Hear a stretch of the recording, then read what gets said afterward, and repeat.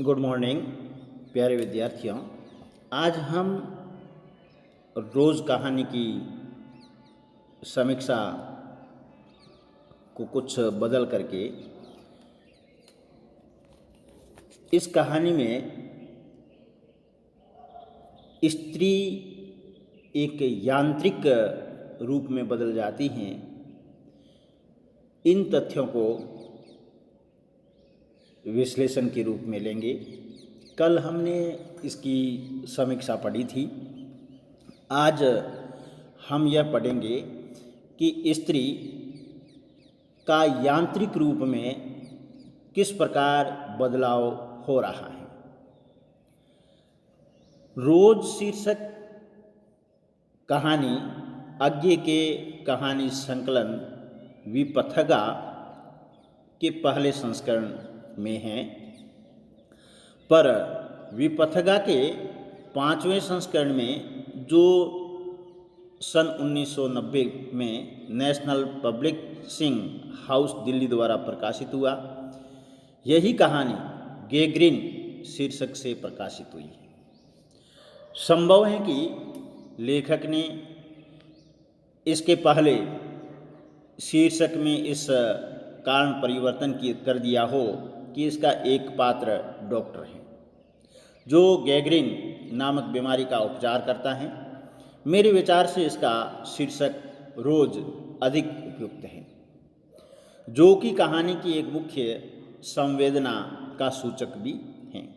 हिंदी जगत में भी इसे रोज शीर्षक से अधिक जाना जाता है। इस कहानी का उद्देश्य एक युवती मालती के यांत्रिक वैवाहिक जीवन के माध्यम से नारी के यंत्रवत जीवन और उसके सीमित घरेलू परिवेश में उबाऊ जीवन का चित्रण है। यह एक विवाहित नारी के अभावों में पंगु बने व्यक्तित्व की त्रासदी का चित्रण है। रोज एक ही ढर्रे पर चलती मालती की ऊब भरी दिनचर्या कहानी के शीर्षक रोज से ही ध्वनित होती है। कहानी के उद्देश्य की भी और इसका संकेत करती हैं। इसका शीर्षक रोज सर्वथा उपयुक्त शीर्षक है। कहानी के शीर्षक से कहानी की मुख्य संवेदना की और संकेत के साथ लेखक की सूझबूझ और उसके लेखकीय कौशल का भी पता चलता है। प्रस्तुत कहानी के घटनाक्रम को देखते हुए अध्ययन की सुविधा के लिए इसके विभिन्न मोड़ों को पहचाना जा सकता है। इन मोड़ों की दृष्टि से कहानी के घटनाक्रम के 3 भाग किए जा सकते हैं, जिनमें विभिन्न विषयों, स्थितियों, मन स्थितियों का चित्रण है। यह एक पूर्ण रूप से लिखी गई कहानी है, पर घटनाक्रम के विभिन्न मोड़ परिलक्षित होते हैं। तो सबसे पहले हम लेंगे कि रोज कहानी में स्त्री जीवन को यांत्रिकता में बदलते पारंपरिक तथ्य क्या है। कहानी के इस भाग में ही मालती के यंत्रवत जीवन की झलक मिल जाती है, जब वह अतिथि का स्वागत केवल औपचारिक ढंग से करती हैं। अतिथि उसके रिश्ते का भाई हैं, जिसके साथ वह बचपन में खूब खेलती थी, पर वर्षों बाद आए भाई का स्वागत उत्साहपूर्वक नहीं कर पाती, बल्कि जीवन की अन्य औपचारिकताओं की तरह एक और औपचारिकता निभा देती है।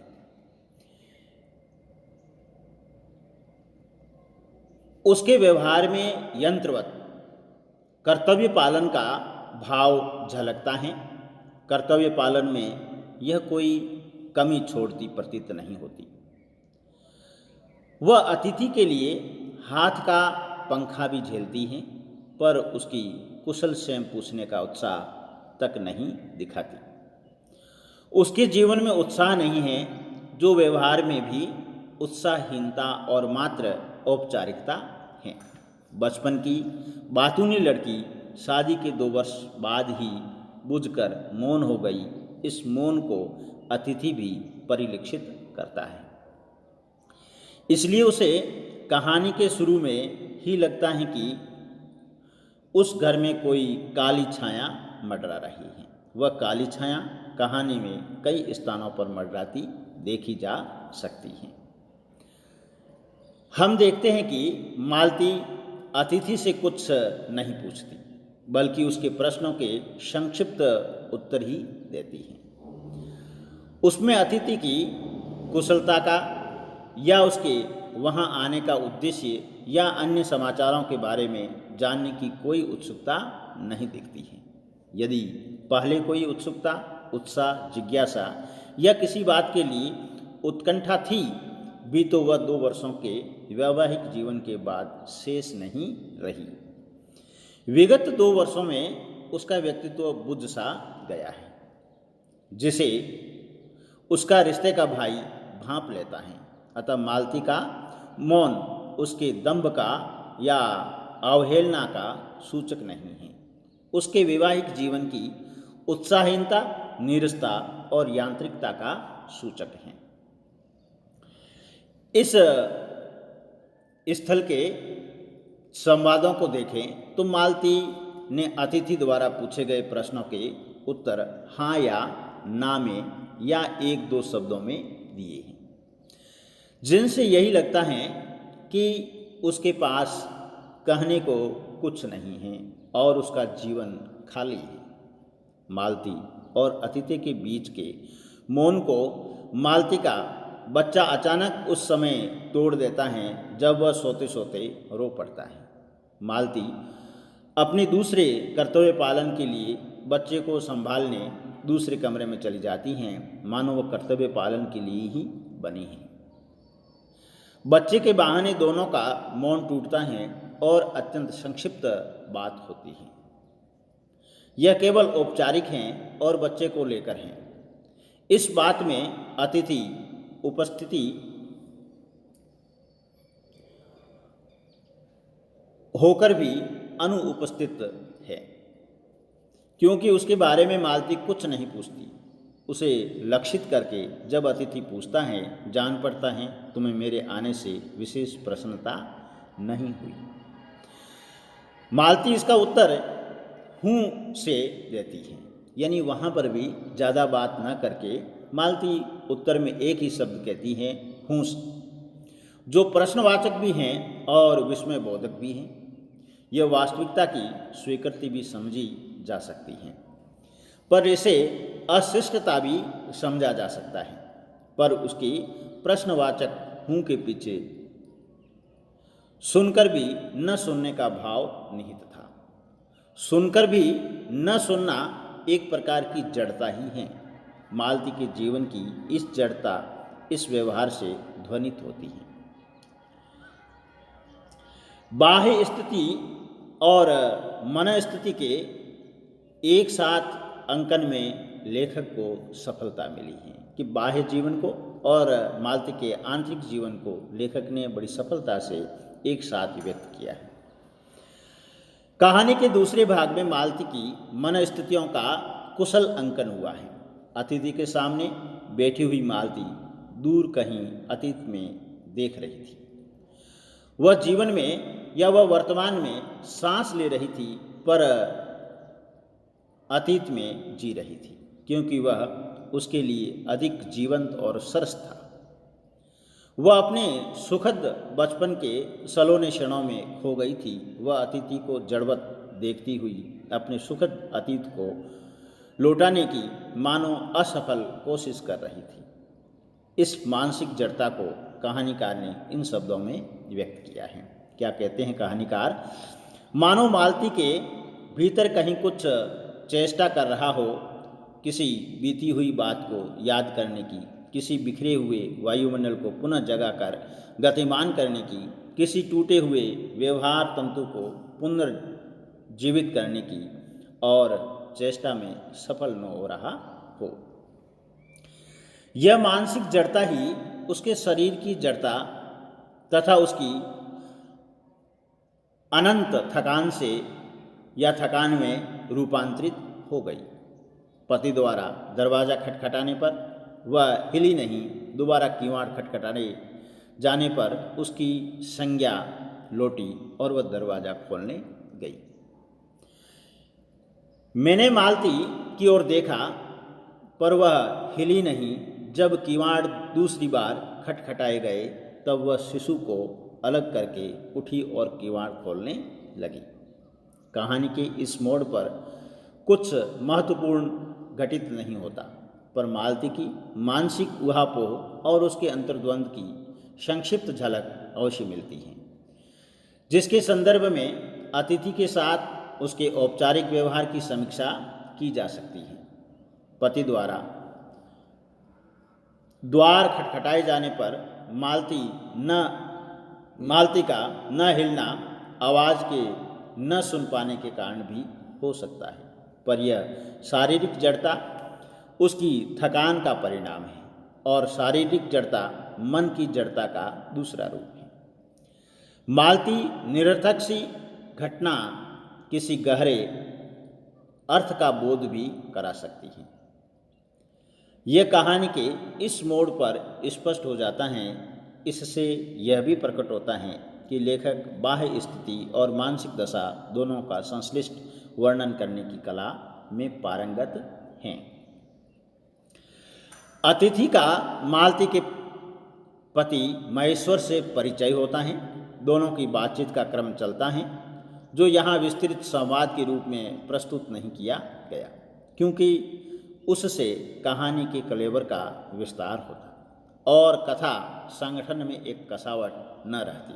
पर कहानीकार ने महेश्वर के नित्य कर्म का जो संक्षिप्त चित्र प्रस्तुत किया, उससे पता चलता है कि वह रोज सवेरे डिस्पेंसरी चला जाता है, दोपहर को भोजन करने और कुछ आराम करने के लिए आता है, शाम को फिर डिस्पेंसरी जाकर रोगियों को देखता है। उसका जीवन भी रोज एक ही डर्रे पर चलता है। एक यांत्रिक जीवन की यंत्रणा पहाड़ के एक छोटे से स्थान पर मालती का पति भी भोग रहा है और यांत्रिक जीवन के संत्रास के शिकार बड़े शहरों के ही लोग नहीं, पहाड़ के एकांत में उसके शिकार मालती और महेश्वर भी हैं। मालती के नीरस और एक ढर्रे पर चलते जीवन के चित्र कहानी के इस भाग में भी हैं। अतिथि ने मालती से खाने के बारे में पूछा, तुम नहीं खाओगी या खा चुकी? तो उत्तर उसके पति ने यूं दिया, वह पीछे खाया करती है। कहानी ने इस पर टिप्पणी जड़ी, पति 2:30 बजे खाना खाने आते हैं, इसलिए पत्नी 3 बजे तक भूखी बैठी रहेगी। यह एक दिन की बात नहीं, रोज ऐसा ही होता है। मालती उसके पति पर महेश्वर के जीवन में रोज सब कुछ एक जैसा ही होता है। बच्चे के रोने के बारे में पूछने पर मालती ने स्पष्ट किया, हो ही गया है, चिड़चिड़ा सा, हमेशा ही ऐसा रहता है। अर्थात बच्चे का रोना भी रोज एक जैसा ही है। बच्चे को चुप कराने पर भी जब वह रोता ही रहता है तो मालती ने उसे भूमि पर बिठा दिया और बोली, अच्छा ले रो ले। बच्चा चिड़चिड़ा हो गया, इसलिए रोज रोता है, पर वह चिड़चिड़ापन मालती के स्वभाव का भी अंग बन गया, जो उसके व्यवहार और शब्दों में भी झांक झांक जाता है। पर चिड़चिड़ापन मालती के उदास यांत्रिक ऊब भरे जीवन का परिणाम है, जिसे कहानीकार ने बड़ी कुशलता से अंकित किया है। 3 बजने पर मालती ने थकी हुई सांस लेकर कहा, 3 बज गए। 4 बजने, 5 बजने और क्रमशः रात के 11 बजने पर भी वह इसी प्रकार गहरी थकी सांस लेकर इतने उतने बजने की बात अपने आप से कहती है। लगता है कि वह प्रत्येक घंटा गिनती रहती है। समय उसके लिए पहाड़ जैसा है। 1 घंटा बीतने पर उसे लगता है कि चलो एक मनहूस घंटा तो बीता। घर में नौकर नहीं है तो बर्तन मांजने का काम रोज मालती को ही करना पड़ता है। पर बर्तन मांजने के लिए पानी चाहिए जो रोज ही वक्त पर नहीं आता। मालती के इस कथन में कितनी व्यवस्था है। रोज ही होता है, कभी वक्त पर तो आता नहीं। आज शाम को 7 बजे आएगा तब बर्तन मांजेगी। पानी की अनियमित आपूर्ति का क्रम भी रोज जैसा ही है। उस घर में बच्चे का रोना, मालती द्वारा बर्तन मांजना, उसके द्वारा उसके प्रत्येक घंटे की गिनती करना, महेश्वर का सुबह शाम 2 वक्त डिस्पेंसरी जाना, पानी का अनियमित रूप से आना, सब एक जैसा है। अतिथि तो मालती के घर में कई वर्षों बाद कुछ समय के लिए आया है, पर अतिथि को लगता है कि उस घर पर कोई काली छाया मंडरा रही है। उसे अनुभव होता है कि इस घर पर जो छाया गिरी हुई हैं वह अज्ञात रहकर मानो मुझे ही वश में कर रही हैं। मैं भी वैसा ही निर्जीव सा हो रहा हूँ जैसे वह घर, जैसे मालती। लगता है कि अतिथि भी उस काली छाया का शिकार हो गया है जो उस घर पर मंडरा रही है। कहानी के इस स्थल पर मालती के अंतर्द्वंद के साथ अतिथि का अंतर्द्वंद भी चित्रित हुआ है। उस घर की जड़ता, नीरसता, उबाहट ने उसे अनाम अतिथि को भी आच्छादित कर दिया है। कहानी के उक्त भाग में कोई उल्लेखनीय घटना नहीं घटती, पर महेश्वर का दोपहर को घर लौटना, द्वार खटखटाना, मालती का अपनी जगह से न हिलना, अतिथि से महेश्वर का परिचय, औपचारिक संक्षिप्त बातचीत आदि छोटे छोटे प्रसंग अवश्य चित्रित हुए हैं। इन प्रसंगों के चित्रण द्वारा पात्रों की बदलती मनस्थिति को पकड़ने की कहानीकार ने अधिक कोशिश की है। कहा जा सकता है कि लेखक का ध्यान बाह्य दृश्य की तुलना में अंतर्दृश्य पर अधिक गया है। तो प्यारे विद्यार्थियों, आज हम इस टॉपिक को यहीं ख़त्म करेंगे। कल इसके आगे का टॉपिक लेंगे। आपको हमारा ये वीडियो कैसा लगता है? आप हमारे YouTube चैनल को सब्सक्राइब करें, कमेंट करें, शेयर करें और लाइक करें। धन्यवाद।